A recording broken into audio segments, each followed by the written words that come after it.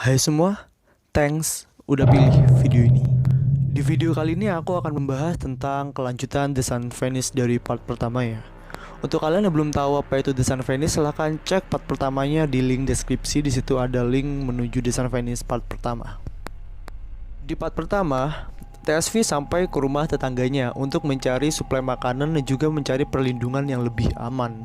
Karena di rumahnya sudah ada jejak kaki yang menandakan bahwa ada seseorang yang memasuki rumahnya.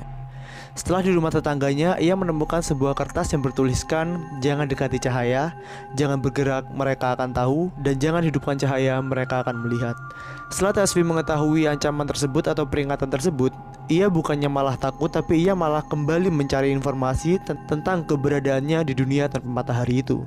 Ia pun kembali menjelajahi rumah tersebut untuk mencari diary pemilik rumah tersebut, karena TSV berpikir mungkin ada sebuah jalan keluar untuk keluar dari situasi tersebut.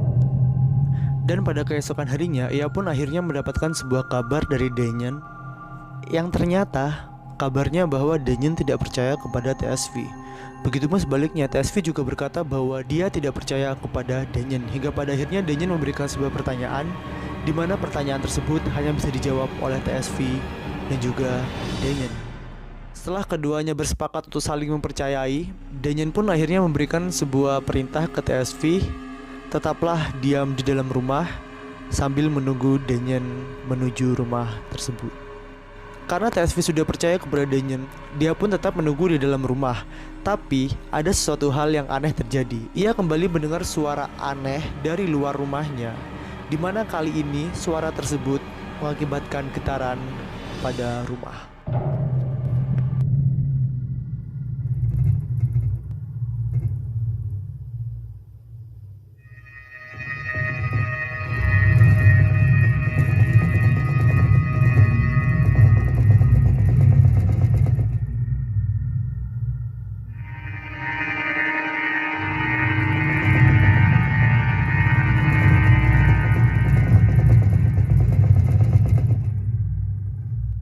Biasanya suara-suara aneh yang terjadi hanya bertahan selama 15 detik atau 30 detik. Tapi suara tersebut bertahan hingga berjam-jam lamanya. Dan dengan sempatnya TSV mengambil sebuah gambar keluar rumah tentang suara tersebut. Ada sebuah benda aneh yang melayang di atas rumah TSV. Gak ada yang tahu benda apa itu, mungkin kalian tahu? Coba komen di bawah. Setelah TSV melihat hasil gambar dari luar rumah, karena ketakutan, ia pun segera bersembunyi ke kamar mandi rumah tetangganya itu. Dan selama ia bersembunyi di kamar mandi itu, suara aneh tersebut tidak berhenti sekalipun. Hingga pada akhirnya saat suara aneh tersebut berhenti, muncullah sebuah cahaya biru terang dari luar kamar mandi. Bersama dengan cahaya tersebut, ada suara teriakan seseorang berkali-kali. Seakan-akan cahaya biru tersebut merupakan sebuah ritual. Ritual untuk mengubah manusia menjadi mayat hidup seperti di luar sana. Selama 24 jam TSV tetap berada di kamar mandi itu. Untungnya cahaya biru sudah tidak lagi ada dan suara teriakan juga sudah tidak ada. Ia pun memberanikan diri untuk keluar dari kamar mandi. Saat ia keluar dari kamar mandi, ia melihat ke arah luar rumah dan ia melihat mayat yang begitu banyaknya di tengah jalan. Dan TSV berkata bahwa tidak etis baginya untuk mengabadikan mayat tersebut. Ia pun akhirnya acuh dan dia berusaha untuk mencari informasi kembali di dalam rumah itu. Hingga pada akhirnya ia pun menemukan sebuah buku diary tentang pemilik rumah tersebut, di mana buku diary tersebut berkata bahwa pemilik rumah sangat ketakutan dengan adanya cahaya.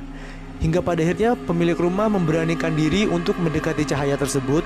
Tapi yang terjadi malah ia berkata bahwa saat ia mendekati cahaya, ia merasa kosong. Saat ia mendekati cahaya, matahari kembali, tetapi ia merasa bahwa semua percuma.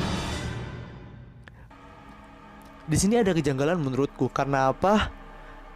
Cahaya membuat mayat hidup. Dan ia berkata bahwa saat ia melihat cahaya, matahari kembali normal dan semua terasa percuma. Bukankah saat ia melihat cahaya dia sudah menjadi mayat hidup? Bagaimana mungkin dia bisa menulis sebuah diary yang menceritakan pengalamannya saat ia melihat cahaya atau saat matahari kembali di dunianya? Aneh. Setelah TSV membaca buku tersebut, ia berpikir bahwa semua itu hanyalah omong kosong. Bagaimana mungkin seorang mayat hidup menulis sebuah diary, di mana diary tersebut menceritakan bahwa dia telah menjadi mayat hidup. Gak pernah masuk akal di diri TSV tentang diary tersebut. Hingga pada akhirnya pada keesokan harinya ia berkata bahwa ada seseorang yang mengetuk pintu rumahnya.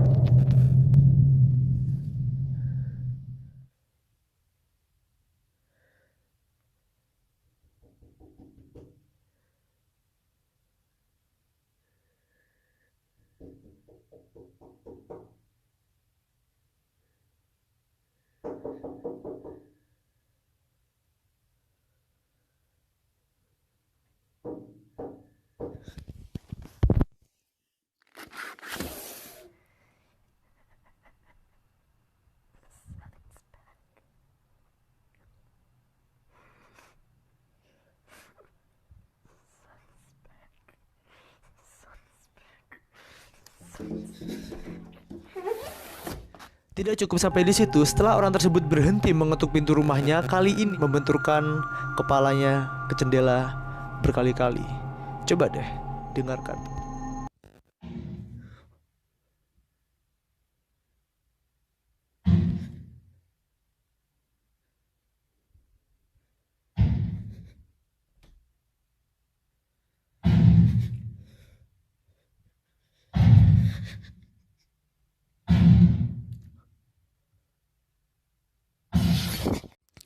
Ini nih, kita sudah sampai ke bagian paling seru dalam cerita ini. Terdengar di video bahwa jendela tersebut akhirnya pecah.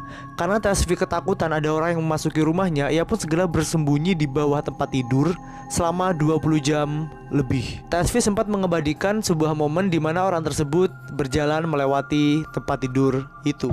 Hingga pada akhirnya setelah 20 jam kemudian, saat TSV sudah merasa bahwa rumah tersebut aman, ia pun mengecek rumah tersebut dan ia menemukan sebuah bekas darah di lantai atas, di mana bekas tersebut berbentuk seperti telapak tangan manusia. Akhirnya ia pun memberanikan diri untuk masuk ke kamar tersebut dan ia melihat ada seorang perempuan yang berdiri membelakanginya seperti patung.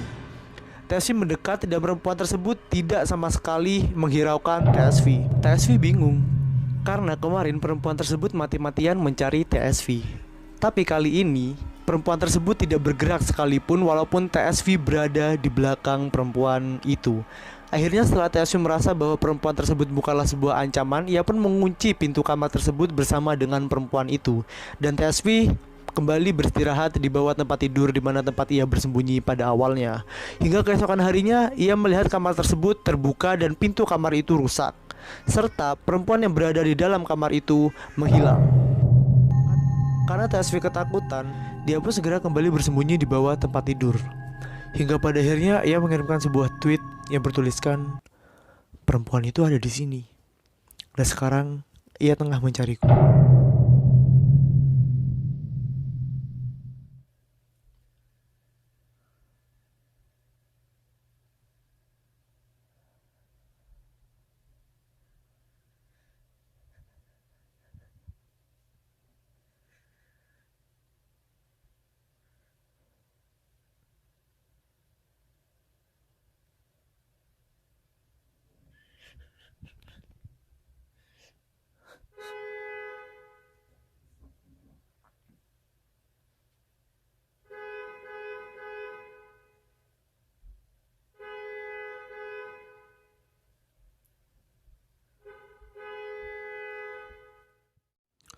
Mungkin kalian bertanya-tanya, kenapa tiba-tiba ada suara klakson? Kalian bisa tebak siapa itu? Ya, itu adalah Danyon.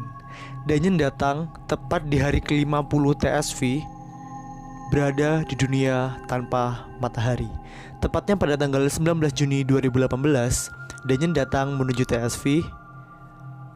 Dan ini sudah hari ke-50 saat hilangnya matahari di dunia yang TSV tinggali. Kalau kalian juga bertanya kenapa setelah mendengar suara klakson mayat tersebut tiba-tiba menghilang atau pergi, logikanya telah dijelaskan bahwa mayat tersebut sensitif terhadap cahaya, suara, dan juga gerakan. Bila mayat tersebut mendengar suara atau cahaya ataupun gerakan, maka mayat tersebut akan segera menghampiri suara tersebut. Logikanya, ketika mayat tersebut mendengar suara klakson, mayat tersebut pergi menuju arah klakson tersebut. Saat TSV mendengar suara klakson tersebut, ia pun tetap diam di bawah tempat tidur hingga pada akhirnya terdengar suara tembakan dari luar ruangan. Dan ternyata suara tersebut adalah Daniel telah menembak mayat tersebut. Akhirnya dengan bergegas TSV pun lari menuju arah Daniel dan masuk ke dalam mobil itu.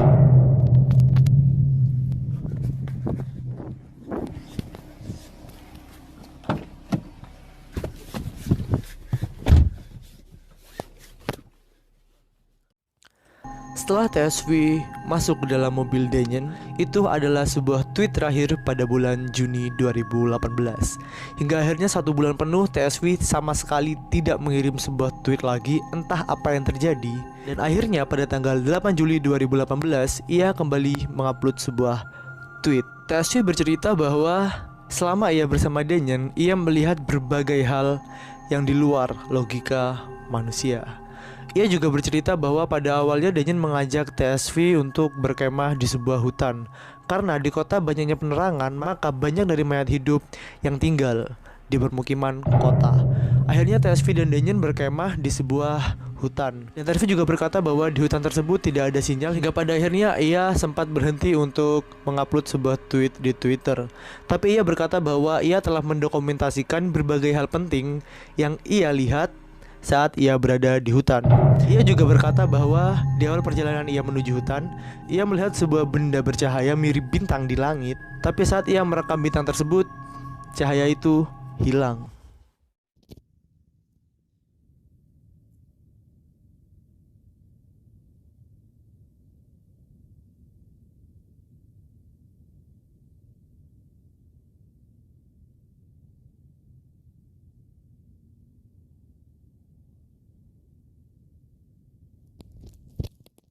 TSV juga bercerita bahwa selama ia di hutan bersama Daniel, terjadi sebuah konflik yang cukup hebat antara TSV dan Daniel.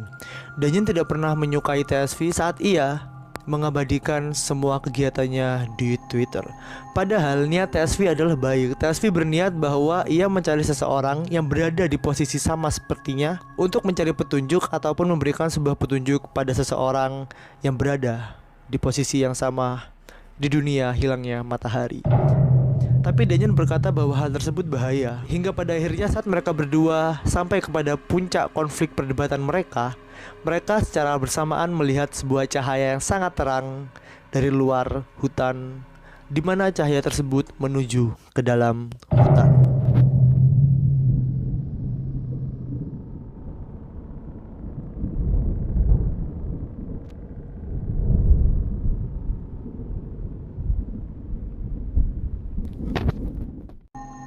Akhirnya, karena TSV melihat cahaya tersebut, TSV berkata kepada Daniel bahwa hutan sudah tidaklah aman. TSV merekomendasikan sebuah perkotaan kecil yang dekat dengan jaringan seluler.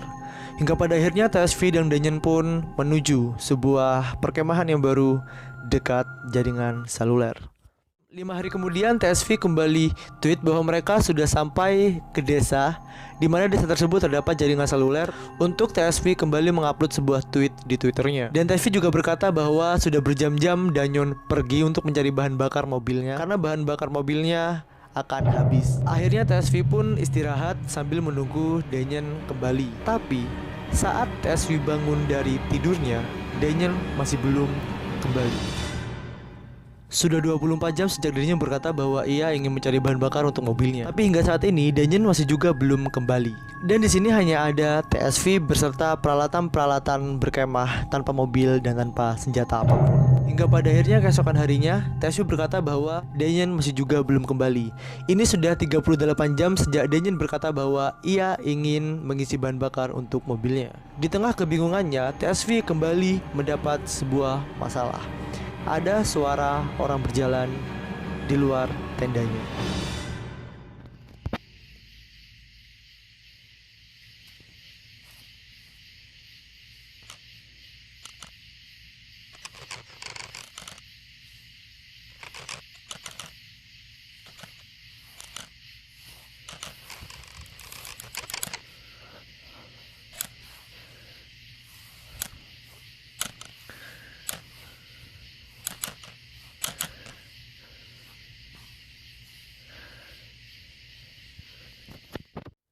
Karena keadaan di situasi tenda semakin mencekam, akhirnya TSV pun berniat atau memberanikan diri untuk melihat keadaan sekitar.